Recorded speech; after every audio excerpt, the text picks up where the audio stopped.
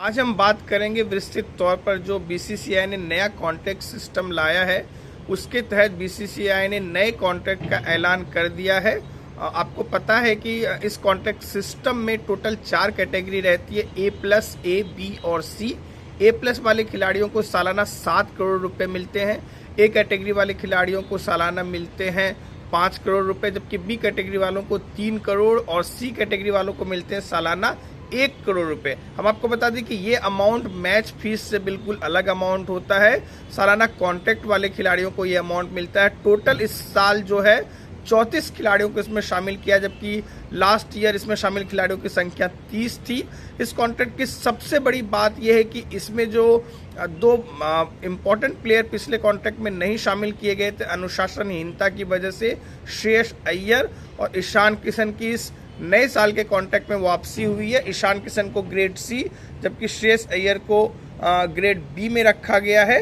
वहीं बहुत सारे खिलाड़ियों को इससे बाहर भी जाना पड़ा है, जैसे कि जितेश शर्मा, आवेश खान, इन सारे खिलाड़ियों को इस बार कॉन्ट्रैक्ट नहीं मिला है। वहीं रिंकू सिंह, वाशिंगटन सुंदर और भी कई सारे नए खिलाड़ियों को कैटेगरी C मिला है। कैटेगरी A+ में शामिल 4 ही खिलाड़ी हैं।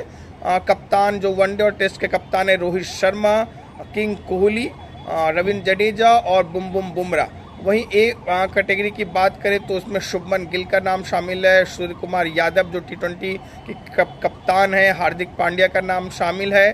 तो इस तरह से कुल 34 खिलाड़ियों को ये कॉन्ट्रैक्ट मिला हुआ है और ये पिछले साल अक्टूबर से लेकर के जो इस साल अक्टूबर तक लागू होगा, मतलब 1 साल के लिए कॉन्ट्रैक्ट मिला है। 2024 अक्टूबर से 2025 तक ये कॉन्ट्रैक्ट लागू रहेगा।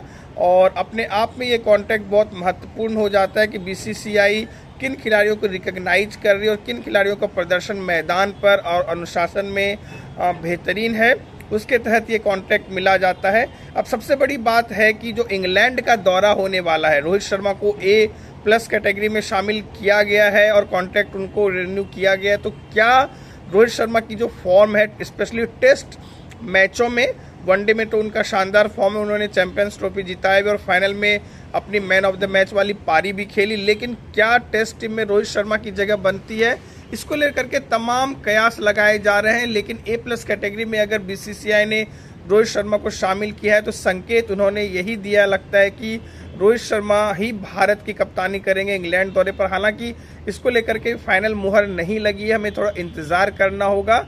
फिलहाल IPL चल रहा है और सब इसमें IPL में व्यस्त हैं, लेकिन इंग्लैंड का महत्वपूर्ण दौरा है जो कि IPL के ठीक बाद शुरू होगा। और भारत का प्रदर्शन हालिया कुछ दिनों में टेस्ट मैचों में ठीक नहीं रहा है। वो ऑस्ट्रेलिया से हारी है ऑस्ट्रेलिया में, और भारत की ज़मीन पर न्यूजीलैंड ने उसे 3-0 से करारी शिकस्त दी रोहित शर्मा की कप्तानी में। और रोहित शर्मा का फॉर्म टेस्ट मैचों में चिंता का सबब बना हुआ है। भारत का जो टॉप ऑर्डर है वो कोलैप्स हो जाता है टेस्ट मैचों में, तो बहुत सारी दिक्कत होती है, बाद में रिकवरी करना मुश्किल हो जाता है। ऐसे में रोहित शर्मा इंग्लैंड जाएंगे कि नहीं, इसको लेकर के तमाम कयास लगाए जा रहे थे। और बीच में ये खबर आ रही थी कि रोहित शर्मा ने खुद बोला है कि वो इंग्लैंड सीरीज पर कप्तानी नहीं करेंगे और इंग्लैंड नहीं जाएंगे। तो ऐसे में कयास लग रहे थे कि शायद शुभमन गिल को या जसप्रीत बुमराह को टेस्ट टीम की कप्तानी मिल सकती है।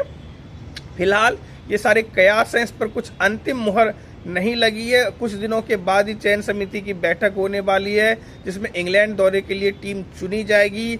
बहुत महत्वपूर्ण दौरा है। आपको याद रखना होगा कि टेस्ट चैंपियनशिप के पॉइंट्स टेबल में भी भारत को अगर अपनी जगह बरकरार रखनी है और भारत को आगे कुछ परफॉर्मेंस करना है तो उसको लगभग अपने सारे बचे मैचों को जीतना होगा।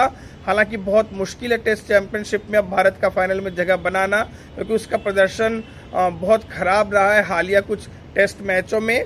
तो देखते हैं कि आगे क्या होता है। लेकिन इस सेंट्रल कॉन्ट्रैक्ट्स के कई खिलाड़ियों के लिए जो है खुशखबरी लाई है, तो कई खिलाड़ियों को मायूस भी होना पड़ा है।